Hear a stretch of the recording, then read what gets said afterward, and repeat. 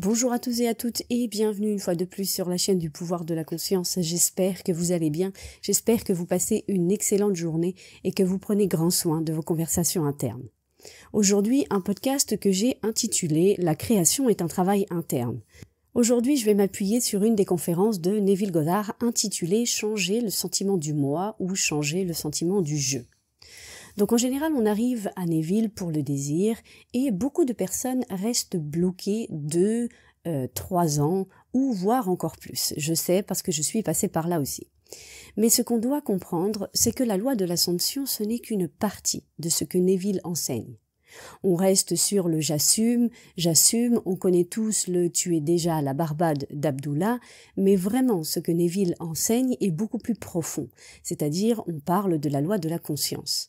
L'assomption ce n'est que le mouvement psychologique, mais Neville ce qu'il enseigne c'est à nous connaître nous-mêmes.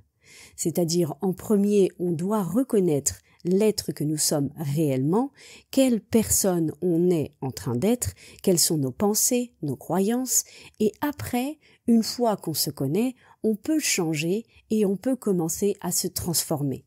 Parce que cette personne que nous sommes en train d'être, ce personnage que l'on s'est créé, c'est cet être-là qui est en train de créer la vie qu'on ne veut plus. C'est ça la conscience. Donc on assume qu'on est avec cette personne, mais où est-ce que nous sommes ? C'est-à-dire quel état de conscience, dans quel état de conscience on se trouve. On est seulement en train de se manifester nous-mêmes.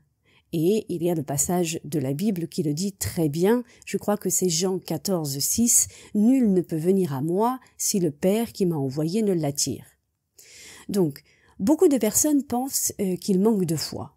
Comment je peux avoir la foi, comment je peux croire en mon désir, en la réalité de mon désir. Mais réellement, ce n'est pas une question de foi. C'est la question de qu'on reconnaisse l'être que nous sommes, c'est-à-dire de nous connaître, qu'on se charge de notre être et que l'on commence à se transformer en amour. On s'est endormi dans un être que l'on ne connaît pas. Donc, lorsqu'on commence à s'observer, à s'écouter, à être vraiment l'observateur, on se découvre soi-même. On découvre vraiment qui on est, qu'est-ce que l'on pense, quelles sont nos idées.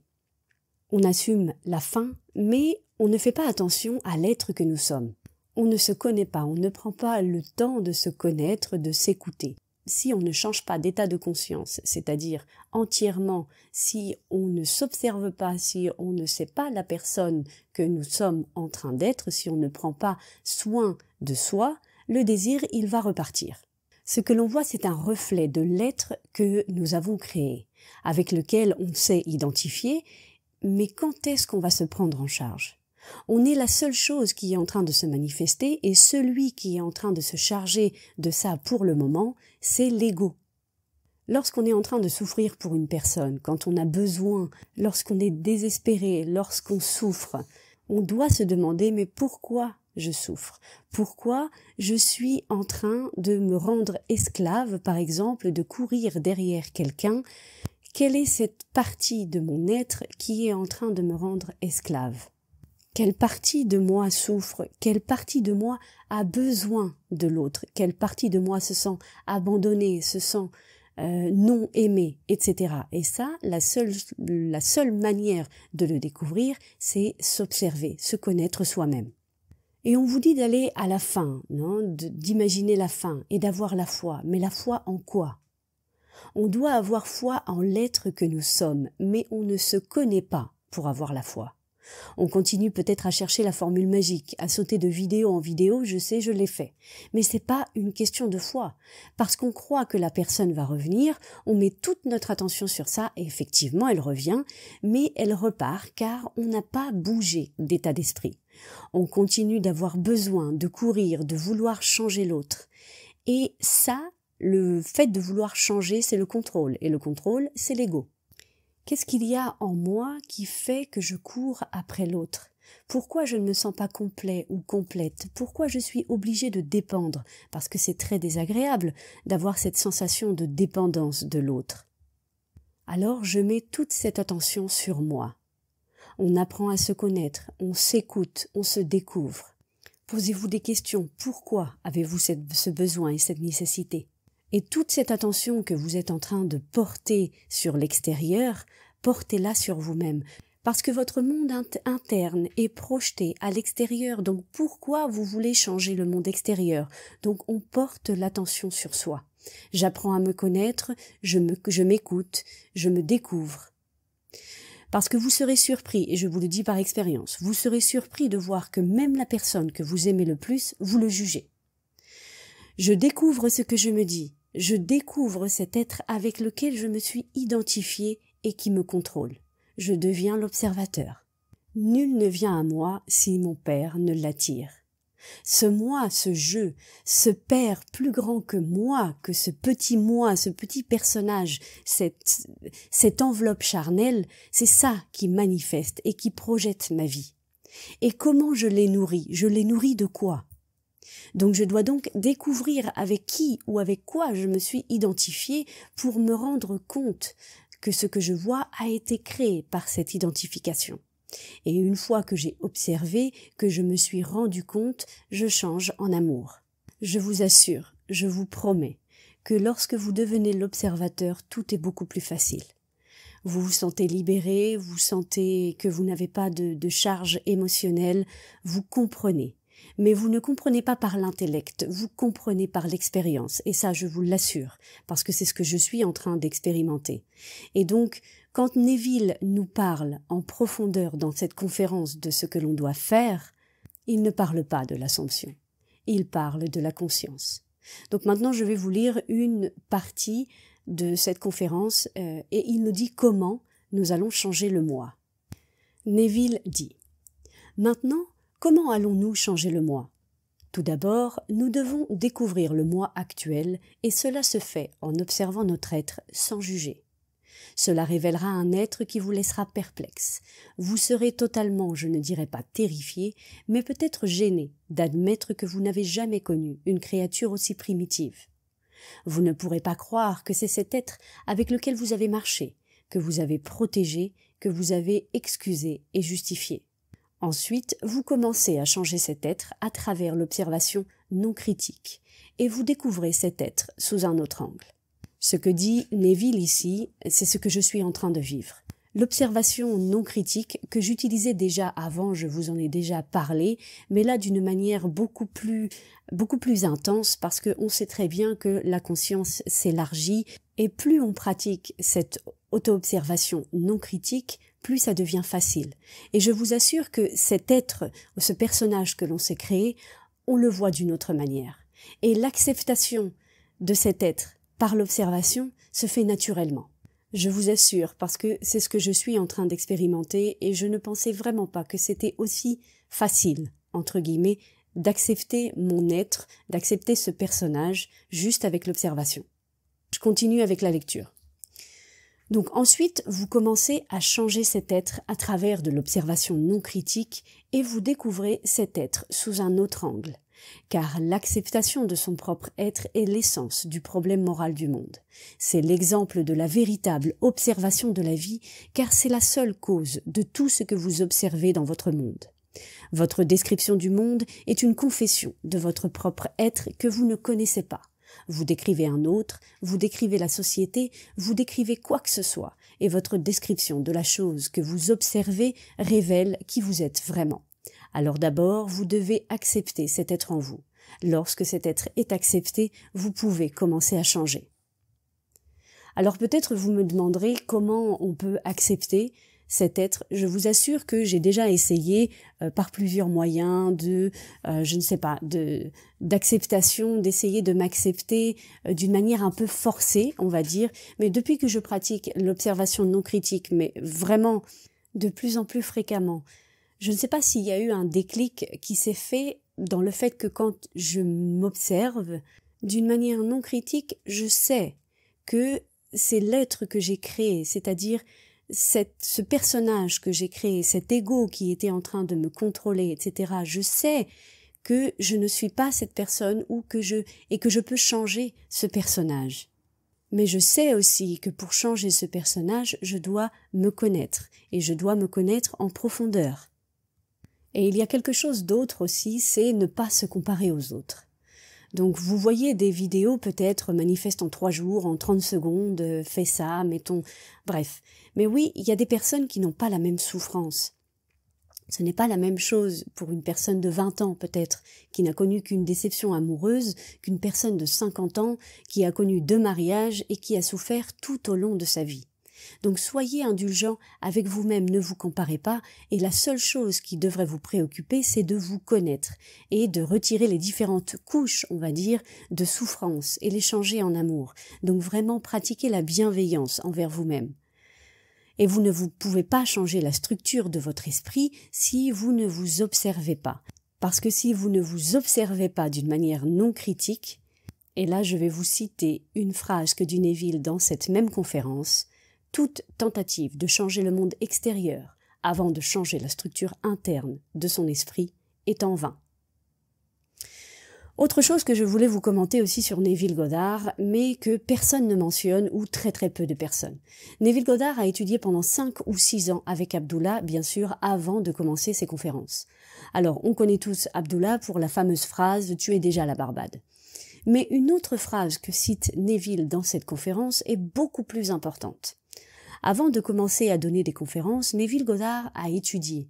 Il s'est observé, il s'est accepté et a changé la structure de son esprit, tout comme il nous le recommande. Bien sûr, il nous parle de l'imagination, et imaginer aide beaucoup. Mais oh combien c'est difficile d'imaginer quand on se sent mal, quand on ne se connaît pas.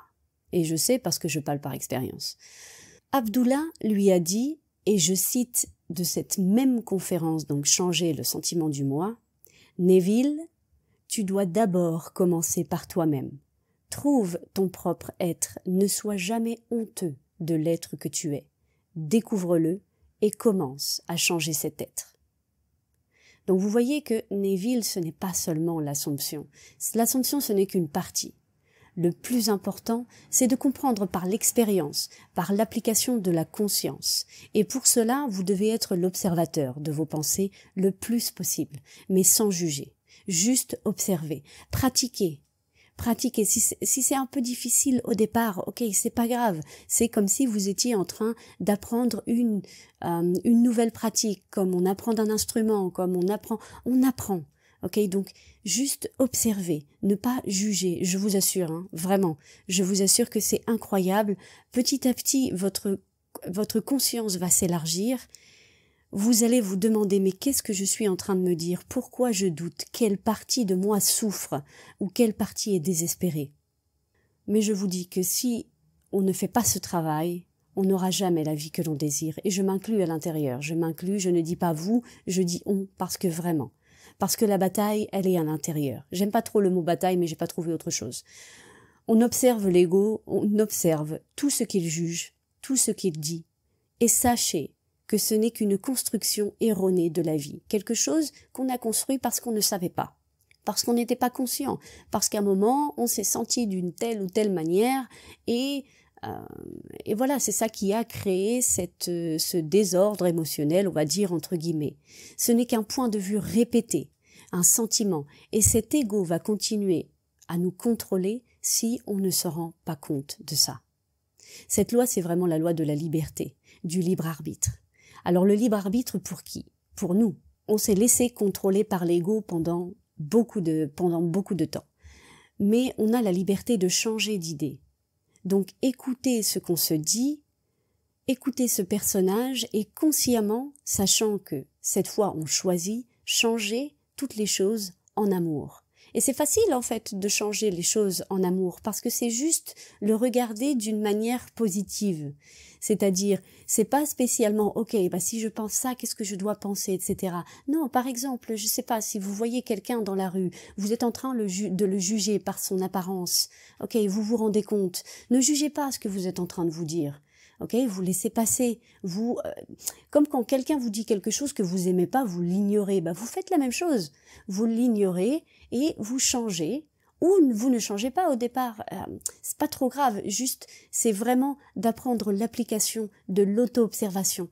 Ah, je suis en train de dire ça à des personnes. Ah ouais, d'accord. Donc, je pense ça. Je suis en train de juger les personnes sur leur physique, sur leur position sociale, etc. Apprenez à vous connaître. Parce que c'est ça en fait. Et après, petit à petit, quand vous appliquez, quand vous êtes capable d'avoir une observation non critique le plus souvent, vous pouvez le changer en amour. Vous pouvez guérir, vous pouvez pardonner ce qui vous fait souffrir, vous prendre dans les bras quand c'est difficile, pleurer. Soyez vraiment un parent aimant parce que votre père ne vous a jamais abandonné et il ne vous abandonnera jamais. Je suis désolée, cette phrase, elle est très émouvante pour moi. Et ce père, c'est la conscience d'être sans condition. La simple observation vous rend libre, et je vous assure, je vous le dis par expérience, parce que lorsqu'on observe uniquement, à ce moment-là, on est seulement, je suis, c'est tout, il n'y a rien d'autre. C'est-à-dire on se rend compte de notre présence, on sort du contrôle. Donc lorsque l'on est désespéré ou lorsqu'on veut changer l'autre ou changer le monde, c'est l'ego, c'est du contrôle.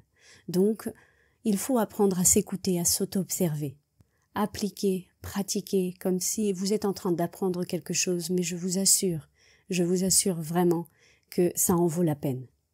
Et lorsqu'on pratique l'auto-observation, après je vous dis que c'est beaucoup plus facile d'entrer dans le silence. Une personne la dernière fois m'a demandé en commentaire « Que veut dire Neville quand il parle de « maintenant entrons dans le silence » ?» Lorsqu'on pratique l'observation non critique, on est calme. Et on est capable de se centrer sur soi-même, de rentrer dans un état de relaxation, et c'est très facile d'écouter le silence. C'est un peu bizarre, je le sais, mais c'est très facile. Et si on a défini notre désir, on commence à écouter. Et quand je rentre dans ce silence, après cette observation non critique, je sais qui je suis. C'est très difficile pour moi d'expliquer, mais c'est plus une sensation. Je rentre dans ce silence et je suis capable d'écouter les voix, donc d'utiliser mon imagination d'une manière auditive, plus que visuelle. Je ne suis pas très visuelle, je suis très auditive. Je suis capable d'entendre ces voix nettement. Et lorsque je sors de ce silence, j'ai cette sensation de réalité.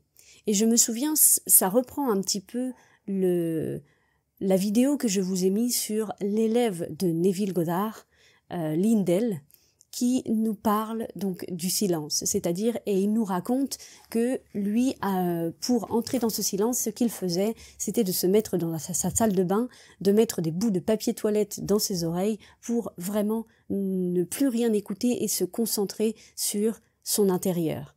Et c'est totalement ça, de s'isoler des bruits extérieurs et de se concentrer sur soi-même. Et cela le dit bien Neville Goddard dans la dernière phrase de sa conférence, et je cite « Je vous fais cette promesse, le jour où vous serez très calme dans votre esprit et que vous serez vraiment attentif, vous entendrez comme si cela venait de l'extérieur, ce que vous murmurez réellement de l'intérieur. »